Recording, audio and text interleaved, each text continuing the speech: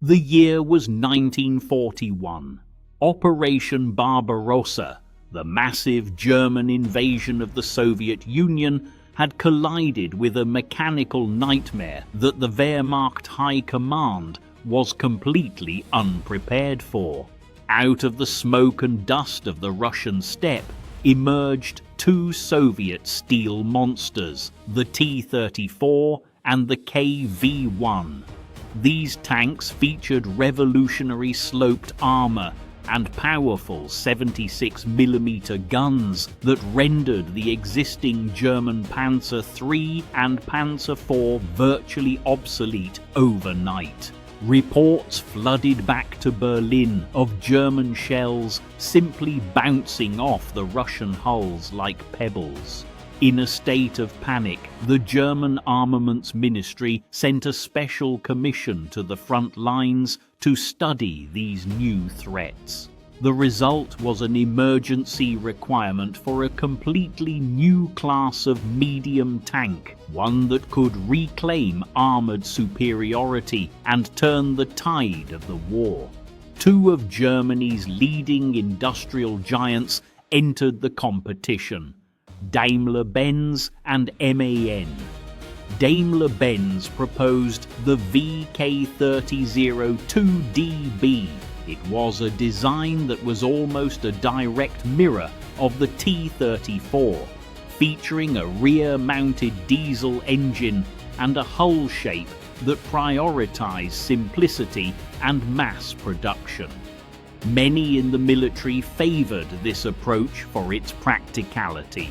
However, it was the MAN company's design, the VK3002M, that captured the interest of the professional officer corps. It was a sophisticated modern machine, representing the peak of German engineering philosophy. On paper, the MAN design was a masterpiece of balance. It was designed to weigh between 30 and 35 metric tons, a medium tank in the truest sense of the word. It featured a sleek profile, excellent cross-country mobility provided by its wide tracks, and a potent long-barreled 75mm gun.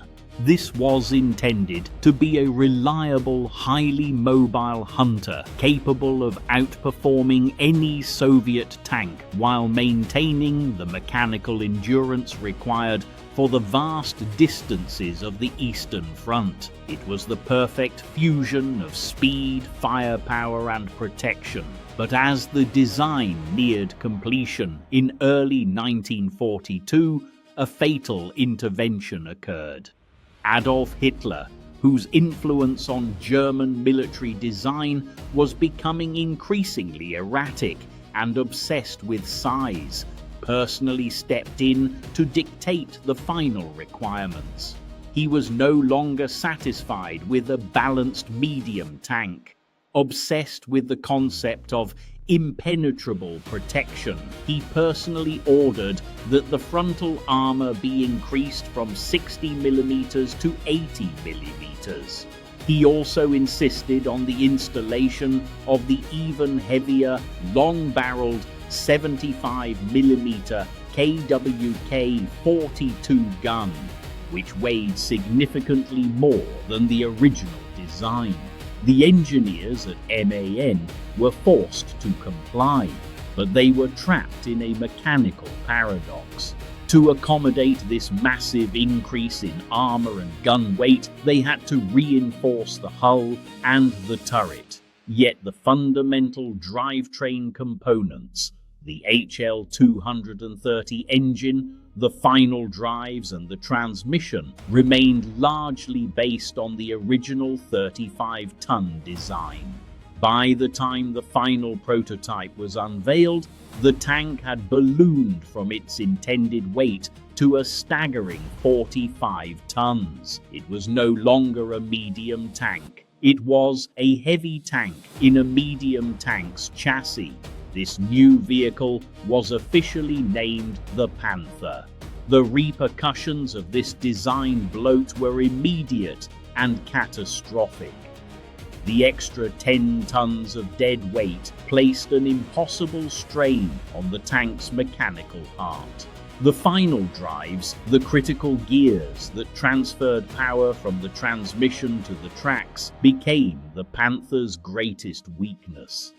Under the stress of moving 45 tons of steel through the mud and snow of Russia, these gears would often shatter after only a few dozen kilometers of travel. The engines, forced to work at their absolute thermal limits to propel the mass, were prone to catastrophic overheating and frequently caught fire. The most devastating impact of Hitler's interference, however, was strategic, because of the massive engineering hurdles involved in supporting this extra weight and the constant mechanical failures of the prototypes. Production was plagued by delays. Worse still, the entire German summer offensive of 1943, Operation Citadel, was postponed for several months specifically to wait for the arrival of the new Panthers. This delay was the ultimate gift to the Soviet Union. It gave the Red Army months to construct the most sophisticated and deep defensive lines in military history at the Kursk salient. When the offensive finally launched in July of 1943, the Panthers' debut was a technical and tactical disaster. Out of the 200 Panthers deployed at Kursk, nearly all of them broke down due to mechanical failure before they could even engage the enemy. Many never even made it to the starting line, with engines bursting into flames as they